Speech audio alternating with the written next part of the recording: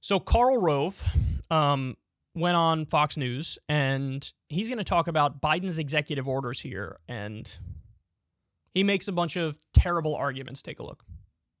I mean, is a $3 trillion plan the relief Americans need when we're struggling with massive inflation and the supply chain issues and COVID? The answer is obviously no, but there's a deeper issue here that should worry us all a little bit more. This is a copy of the Constitution that I was given when I worked at the White House. It was given to me by the White House Chief of Staff, Karl, who wanted to remind every commissioned officer at the White House that we had taken an oath to defend the Constitution.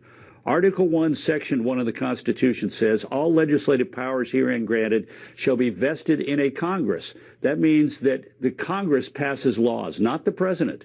And what the Progressive Caucus is saying is that we want, because we can't get a majority in the Congress, there are 52 members of the United States Senate who oppose the Build Back Better plan.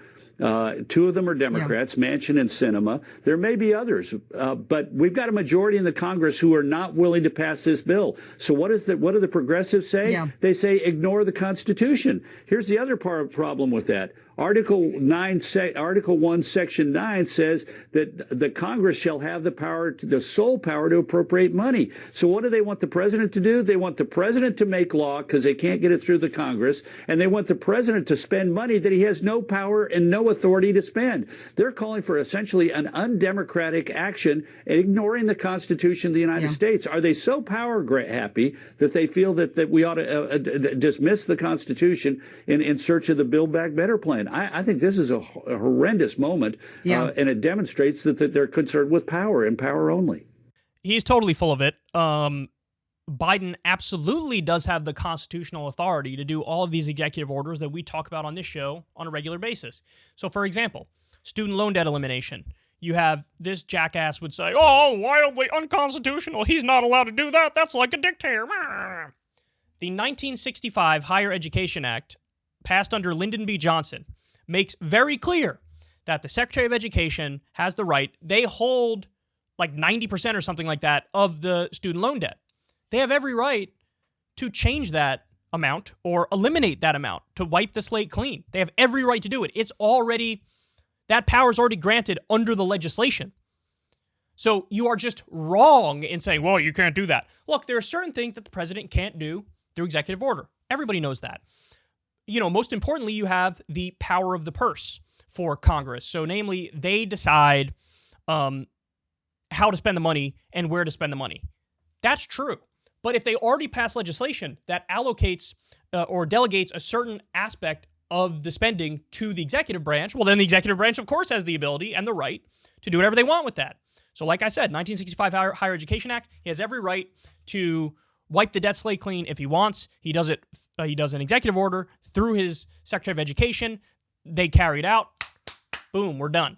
And you could also do rolling student loan debt elimination, which is effectively a way of doing free college without having to have it go through Congress. Perfectly constitutional, perfectly legal. No serious expert would disagree with that. Universal health care. There's a provision of Obamacare that was added because of a specific area. I forget where the area was. Was it somewhere in Missouri or Montana? I forget. So don't quote me on that. But there's a provision of Obamacare where there's a specific town that effectively was polluted or poisoned because of some decision that the federal government made. And so that provision says, look, under an emergency situation, the government could just pay the bills for anybody's health care. And so you can use that emergency authority to say, we have a pandemic. Over 800,000 Americans are dead through no fault of their own. This is an emergency situation. So everybody's medical bills are paid for the duration of the pandemic. You can do that. You already have the authority to do that. When it comes to marijuana legalization, first of all, that has nothing to do with spending, so you could just do it on your own anyway. But even if it did have something to do with spending, the president is in charge of the executive branch. The drug scheduling and categorization was crafted by the executive branch. Schedule 1, Schedule 2, Schedule 3, Schedule 4, so on and so forth. You just change the scheduling of marijuana. Say, hey, look, based on the evidence, we know it's not nearly as bad as a lot of these other drugs, especially drugs that are listed as Schedule 1. So we're just going to drop it to Schedule 4, whatever, and thereby effectively decriminalizing it. You could do that. Look, you have the right and the ability to do all these things. You're commander in chief. You can do whatever you want with the troops. You have every right. If you want to end a war, you could end a war. That doesn't have to go through Congress. The list goes on and on. Look, I could sit here. David Dayen wrote a great article where he lays out everything that Biden has the ability to do. And it's a lot more stuff than you think. The president of the United States is colossally powerful.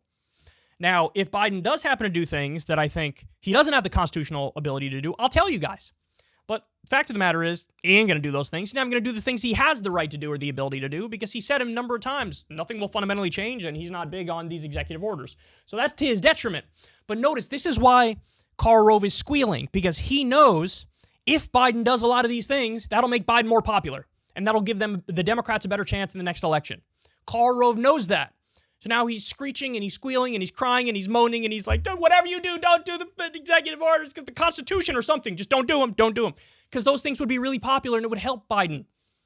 It would help Biden so much if he did these things.